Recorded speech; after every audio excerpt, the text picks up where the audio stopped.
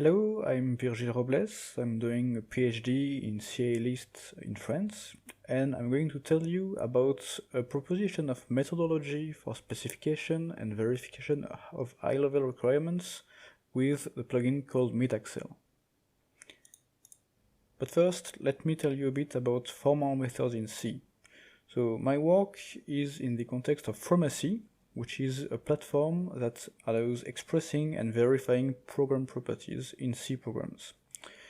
It has a specification language called ACSL or ACSL for Anti-ISO C specification language, and that language is very well suited to prove properties on small code units, typically functions, through the notion of contracts that you may know.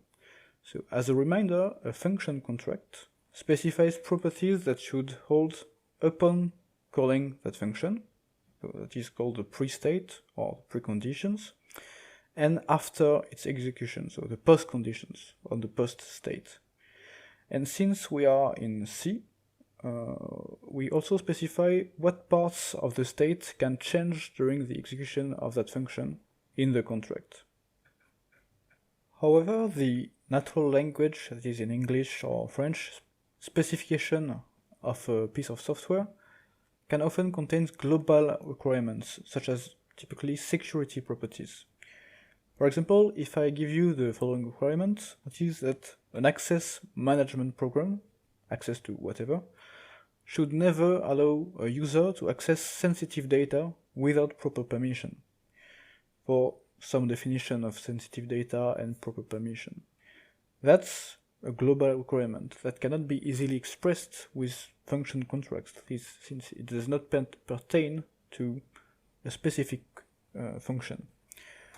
So the question was, how can we express global requirements with a local language? And to answer that question, in previous work we wanted to formally identify a class of interesting global properties and to develop a means to specify them, which must be maintainable, that is, not just slapping contracts everywhere in a program. So it must be centralized to be easily modified, and expressive, that is, we wanted to be able to express things complex enough to be interesting. And lastly, we wanted to, of course, verify these properties on existing code. So that led to some results. So the class of property we identified we called HILARE as high-level ACSL requirements or meta-properties. And that class is defined as all global invariants and constraints on memory operation. I will get back to that a bit later. We developed an ACSL extension to specify those properties, and a Frama-C plugin called MetAcsl, which can read those properties and transform them into a set of equivalent code annotations. That allows us to use existing tools to verify those generated connotations, to verify the global properties themselves. So visually, it gets like this. We have a pre-existing C program, a set of informal requirements, and we have to formalize those requirements into either ACSL, wherever possible, or HILARE, that is global requirements when needed. Then we can run the MetAcsl plugin, which will transform the HILARE global requirements back into vanilla ACSL. And then we can use existing tools, such as deductive verification tools, abstract interpretation, or runtime assertion checking tools, to validate the combination of the C program and the ACSL specification, and get some results. So the point of my talk is to present a part of a methodology to deal with specification problems involving global requirements, and to apply it or illustrate it on a simple case study.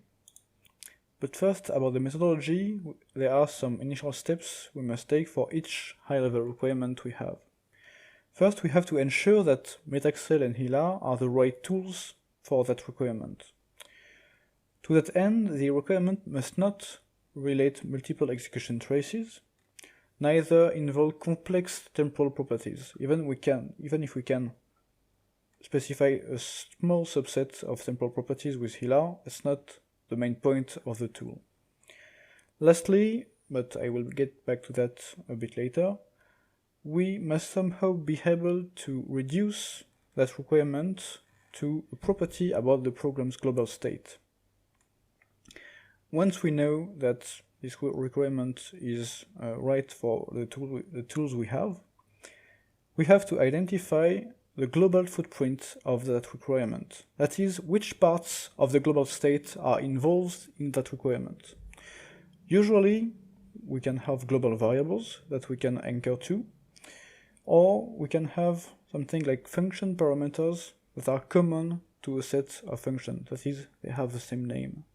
Or, more generally, you can talk about heap data, but it's a bit more difficult to express in Frama-C. I want to illustrate that methodology on a small case study, that is the specification of a very abstract microkernel. So let me define some details about that microkernel. So the point of the kernel is to manage a set of tasks and memory regions. Each task has a priority, and each region is owned by a task and contains either code or data. Then a task is either in ready mode or sleeping mode, and lastly, the kernel itself is running in either privileged, or root if you want, or user mode. Given that, there are some interesting requirements we can state on the kernel. For example, we can state that the task scheduler complies with task priorities and statuses, that is, the process that determines the current running task will not, for example, put a sleeping task as running. We can also state that the tasks are isolated memory-wise. For example, a task will not write to a region that it does not own. We can also say that data regions are never executed, since they contain data and not code, and that tasks only execute their own code. We have to talk a bit about the representation of the global state in the C programs to write concrete specification. We will have a predefined number of tasks and regions. A global variable context to determine if we're running in privileged mode or not, the ID of the current running task, and then a set of arrays with constant data, that is the priority and status of each task, the start and size of each region along with its owner and its kind, that is if it contains code or data. But before transforming our requirements into concrete HILARE specification, there are a few more steps we must take. First, for each requirement, we must identify the set of functions it involves. That is, what functions of the program must comply with that requirement. And once we know that set, we have to express it as a set formula. I will get back to that a bit later. Once we have that set, we have to try to identify what kind of requirement we are dealing with. In the context of HILARE, this requirement can be either an invariant, strong or weak, that is, something that specifies a set of legal states of the program, or a constraint on some operation, that is, either memory operations, such as writing or reading, that is memory modification or access, or execution. So for example, we can specify a constraint on the modification on some global variable, or the call of some function. So the general syntax of a HILARE, so the general shape, is the following one. We have this boilerplate, a name, the set of target function that I mentioned, that can be expressed as a set formula with the common operators, that is set union, intersection, and difference, and some literals. We can literally specify a set of functions with their names, or make use of the all literal, which refers to the set of all functions in the program. Then we have the requirement kind, or context. which can be one of strong or weak invariant, writing, reading, or calling, depending on the kind we have. And lastly, we have a ACL predicate, which must refer to the global state. I will give some example. And that HILARE property is to be added as an ACL comment anywhere in the program, at least anywhere where the terms used in the predicate are already declared. Let's apply the beginning of that methodology to a basic property of our microkernel. That is, that the scheduler must ensure that the current task is always in the ready state. That is, we do not want a sleeping task to be put as running, or the current task to be suddenly sleeping. So if you want to identify the set of involved functions, well, there is seemingly no reason for any function to break that requirement, except maybe the initialization of our global variable. So if we say that this step is done in a function called init, then our set formula can be every function of the program except init. That is the difference between all and init. Once we have that set, we can identify the kind of requirement. Here it is very clearly an invariant. That is, we are specifying a set of valid states. And there is seemingly no reason, again, for it to be broken even locally, that is inside a function, so it is a strong invariant, as opposed to a weak invariant. So concretely, we can write it as following. We give it a name, like current is always ready. We have the same set formula I mentioned, the context strong invariant, and the predicate we use is simply task status of current task, that is, the status of the current task is ready, very simply.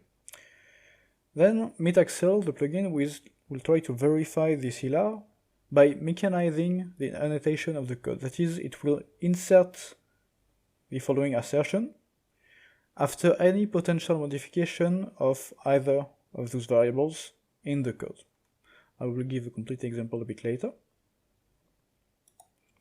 I mentioned earlier that in HILARE, a requirement can be either an invariant or a constraint on some action, like writing to memory.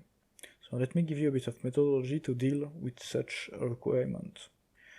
What's interesting is that if we are dealing with a constraint on some action, then in HILARE we can refer to the target of that action inside the predicate.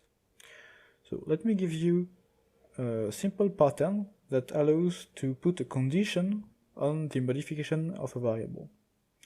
So what you have to know is that in the writing context, so if we're dealing with a constraint and memory modification, the variable written will refer to the address being targeted by the write.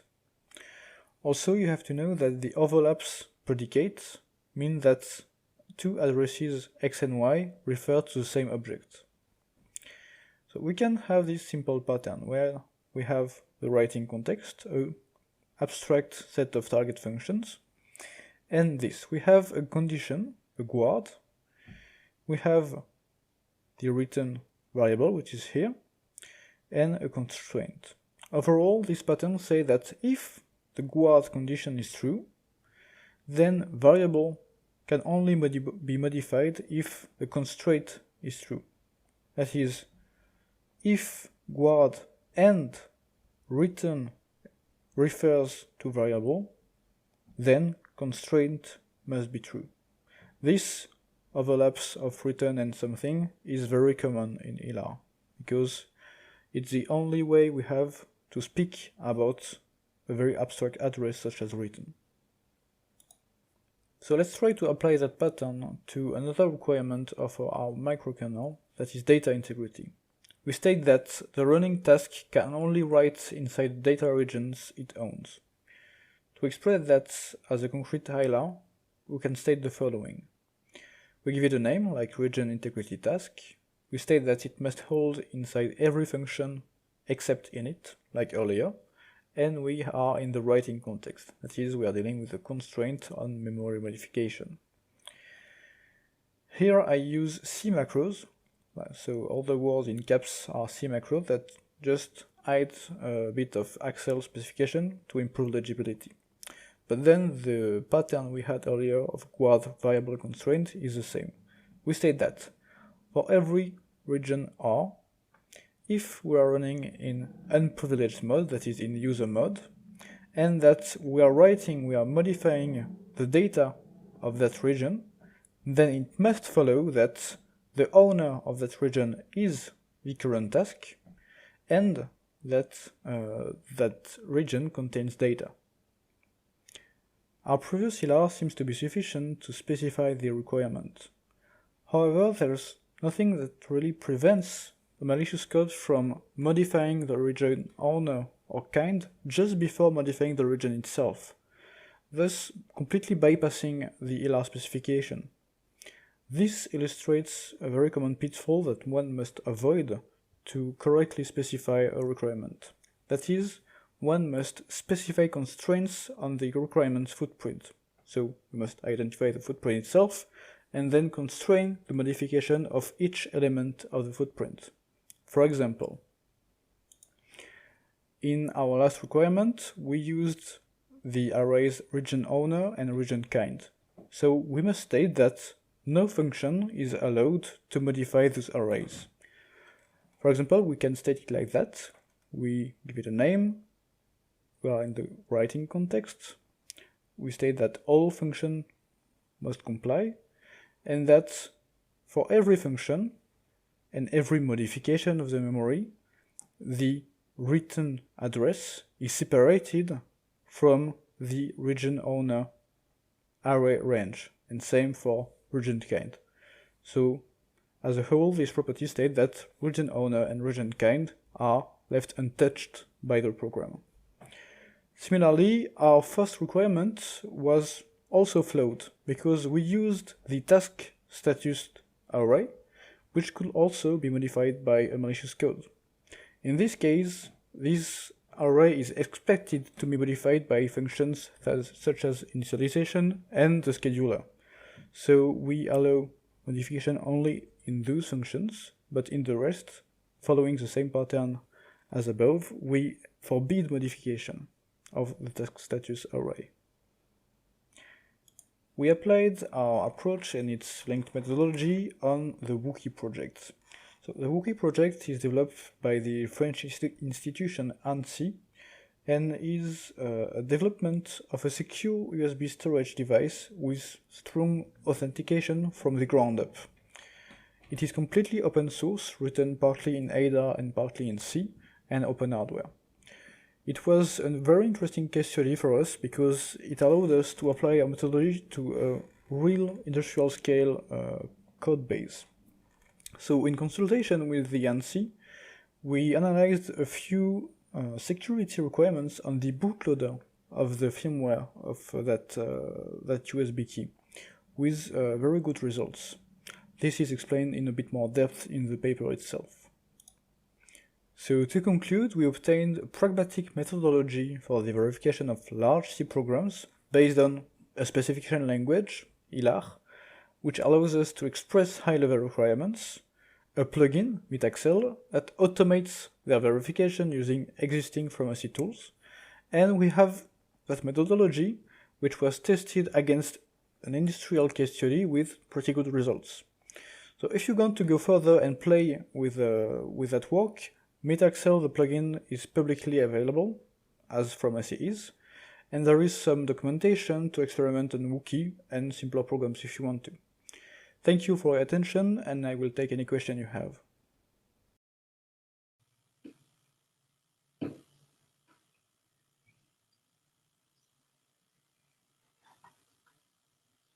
Okay, thank you for the talk, and we have to look for some questions. So I have just one question for you. I don't know if you are you able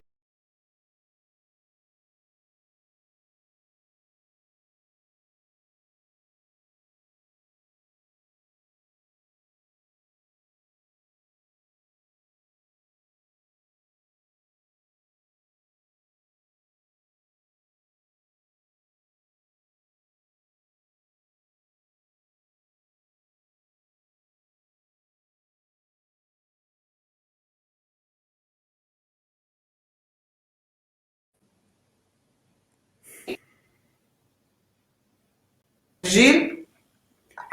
Hello, can you hear me?